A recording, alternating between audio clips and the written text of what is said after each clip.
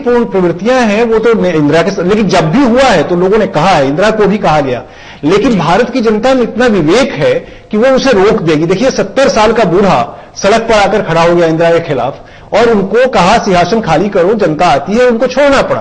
तो भारत में कि जनता के विवेक पर विश्वास है, लेकिन अभी वो विवेक शून्यता की तरफ उसने बढ़ा दिया है। मोदी का जो भी तरीका है, जो भी उनको हम कहते हैं, गांव में कहावत है कि मारे और रोने भी न दे, यानी मारते भी है, रोने भी नहीं देते, और जगह तो लोग रोने लगते हैं, रोने की छूट होती है। मोदी ने रोने तक नहीं दिया है, रो तक नहीं होती है। इस तरह के डिबेट में मुश्किल क्या होती है? विवेक शून्यता, आप दूसरे को विवेक शून्यता बोल देते हैं और विवेक सारा आपके पास होता है।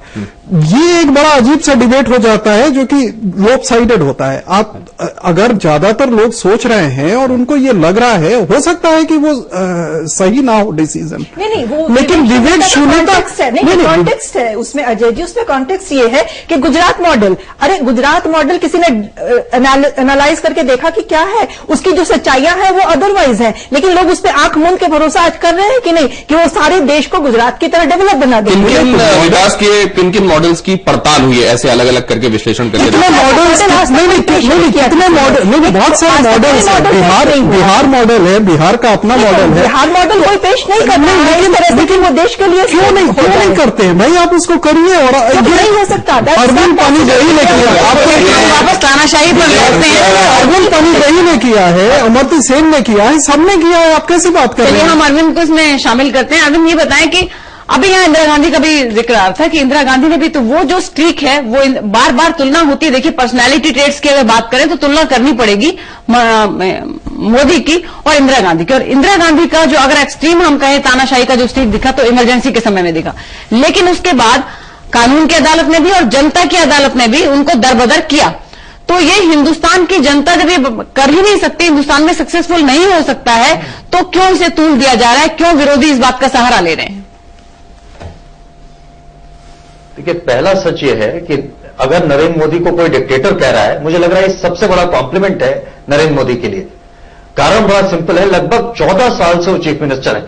मनमोहन सिंह 10 साल प्राइम मिनिस्टर रहते हैं। आज आपके पास इशू आफ्टर इशू है, करप्शन, डेवलपमेंट, आप गिनते जाइए, सब पर आप आज कांग्रेस को हिट कर सकते हैं। 14 साल की चीफ मिनिस्टरशिप के बाद नरेंद्र मोदी को आप हिट करना मुश्किल हो रहा है अपोजिशन के लिए। ना करप्शन का चार्ज है, डेवलपमेंट में अव्वल दिखाई दे रहे हैं, एनएफ नंबर ऑफ फैक्टर्स पर आप कोई कारण नहीं ढूंढ पा रहे। और इसलिए मुझे लगता है डिक्टेटर अकेला एक बड़ा सिंबल बचा जिसके आधार पर आप नरेंद्र मोदी को हिट कर सकते हैं, और यह एक बड़ा कॉम्प्लीमेंट है। दूसरी बात जो आप कह रही हैं, नरेंद्र मोदी का जो पूरा पर्सोना है, अपोजिशन को लगता है कि अगर वो केंद्र में प्रधानमंत्री बन जाते हैं तो ये जो बहुत सारी चीजें आज कही जा रही हैं कि वो सेकुलर नहीं है, कम्युनल है, डिक्टेटर है, ये बहुत सारी चीजें जो कही जा रही हैं, सबको लगता है कि वो एक अच्छी गवर्नेंस देश को देंगे, एक अच्छे स्टेट्समैन का उन्होंने अपना मॉडल दिखाया है दुनिया को, और अगर वो अच्छी गवर्नेंस देंगे तो वापस अपोजिशन के लिए केंद्र में सरकार में आना मुश्किल होगा। और शायद यही कारण है कि एक डेस्परेशन हो गया है। उस डेस्परेशन के चलते जब कोई दूसरा टारगेट नहीं मिल रहा, कोई दूसरा स्टोन नहीं मिल रहा जो थ्रो किया जा सकता है, तो शायद ये अकेला स्टोन बचा है डिक्टेटर वाला। मुझे लगता है ये बहुत बड़ा कॉम्प्लीमेंट है मोदी के लिए। फैजल साहब, और उसमें भी अगर ये उपमाएं जो दी जा रही हैं वो अगर कांग्रेस की तरफ से खास तौर से आ रही हैं, यहां तक कि राहुल जिस तरह के हमले नहीं करते थे, वो कुछ दिनों पहले ये कह रहे थे कि वो आ रहा है और वो आएगा तो वो सत्ता का लोभी है और कुर्सी पर बैठने के लिए वो कुछ भी कर देगा, लोगों को के टुकड़े करवा देगा। अगर वो इस तरीके से बोल सकते हैं तो क्या असल में कांग्रेस ये समझ रही है कि पोलराइजेशन ही अगर होना है तो इधर वाले जितने हैं वो पूरे कांग्रेस में आने चाहिए, लिहाजा ये हमले इस शिद्दत के हैं?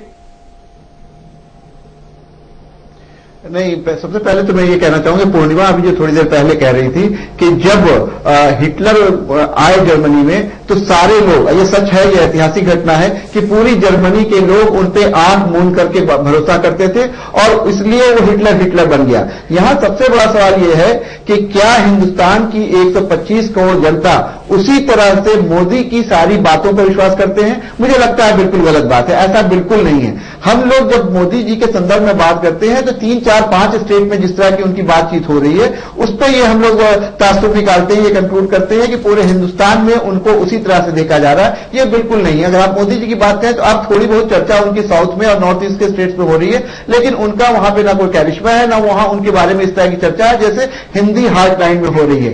तो ये जो है ये बिल्कुल गलत बात है कि सारे लोग उनको मानते हैं, लेकिन हां क्यों उनके बारे में बात की जा रही है?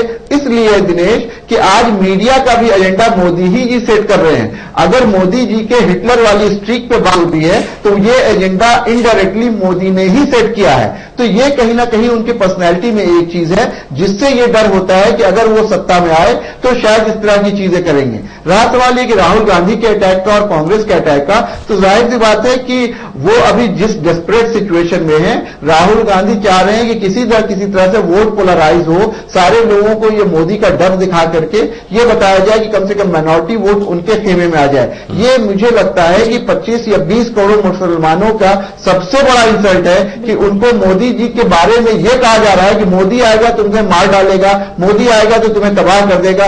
कोई मोदी या कोई हिटलर, कोई तानाशाह हिंदुस्तान के 20 करोड़ लोगों को मार नहीं सकता है। तो ये एक प्रोपेगेंडा है जो कहीं ना कहीं अपने स्वार्थ के लिए, और इससे मैंने कहा था काउंटर प्रोडक्टिव हो रहा है। एक तो मुसलमान अगर कहीं उनसे शायद थोड़े और झिझक रहे हैं, तो जो उनकी तरह की उनकी जो एक कॉन्स्टिट्यूंसी है हार्डकोर हिंदू की, वो उनकी तरफ जा रही है। तो ये कहीं ना कहीं से Modi ji win win situation में है। इस बात को चलिए बिल्कुल दांव उल्टा बैठता मुझे लग रहा है कि अगर ऑपोजिशन वाले इसका सहारा ले रहे हैं तो उसका फायदा भी मोदी को होता हुआ लग रहा है कि उस इमेज से अगर थोड़े माइनॉरिटी वोट अगर छिटकेंगे भी तो दूसरी तरफ एक तरह से उनके पास आएंगे भी वो लोग जो इस ट्रेट के लिए उन्हें पसंद करते हैं और सोचते हैं कि ये एक अच्छा गवर्नेंस दे पाएगा, स्ट्रांग लीडर है, मजबूत लीडर है।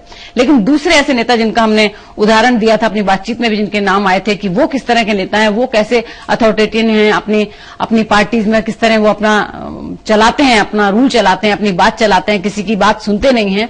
दूसरे नेता क्या ये मोदी से अलग हैं? जब हमने आम लोगों से इस बारे में पूछा तो उन्होंने क्या कहा, देखिए। उस हिसाब से तो नहीं है जितना मोदी का रोल रहा है, और नेशनल पॉलिटिक्स में भी अपॉइंटेड कर चुके हैं। हो सकता है, but I think Modi because जिस तरह की स्पीचेस और जिस तरह से वो अपना ये प्रमोशन कर रहे हैं, it's clear that he has a very peculiar kind of mindset that he wants to kind of dominate over others. Obviously सारे नेता तानाशाह होते हैं, जब हम पब्लिक ही उनको ऊपर चढ़ा देती है तो ऑब्वियसली सब तानाशाही करते हैं। अपनी सीट संभालने के लिए सभी एक दूसरे को तानाशाही कसते रहते हैं। जिस किसी ने भी काम किया है जी, काम करने के लिए तानाशाह थोड़ा बहुत एलिमेंट बहुत जरूरी है। अब आप एक्सट्रीम में चले जाएंगे, हाँ। जैसे इंदिरा गांधी के टाइम में इमरजेंसी लगा दिया, वो बिल्कुल एक्सट्रीम में चली गई। अदरवाइज उन्होंने, वो भी डिक्टेटर थी काम करने के लिए, इसलिए उन्होंने कुछ काम कर पाई। तानाशाह तो बहुत सारे लोग हैं, ऐसा भी नहीं है, पर मोदी का ऐसा नहीं लग रहा है कि वो हिटलर जैसा बात है। ये लोग ऑपोजिशन वाले की मैनिपुलेशन है सब। एंड टाइम में यही सबसे बड़े हिटलर हैं और तो कोई नजर आ नहीं रहा। चलिए, तो हिटलर के साथ तुलना आपने देखा, लोगों को कितनी रास आ रही है। क्या दूसरे नेताओं को भी तो समझते हैं कि मोदी की तरह की पॉलिटिक्स दूसरे नेता भी कर रहे हैं। अब उस तरफ चलें, कई लोगों ने यह कहा कि मोदी ही फिर भी अगर विकल्प लोगों को नजर आ रहे हैं तो क्या वो तानाशाह होने के बावजूद लोगों को मंजूर है? और अगर ऐसा है तो ये चिंताजनक सोच तो जरूर है, लेकिन इसके लिए जिम्मेदार कौन है? क्या नरेंद्र मोदी या यूपीए के 10 साल? एक छोटे से ब्रेक के बाद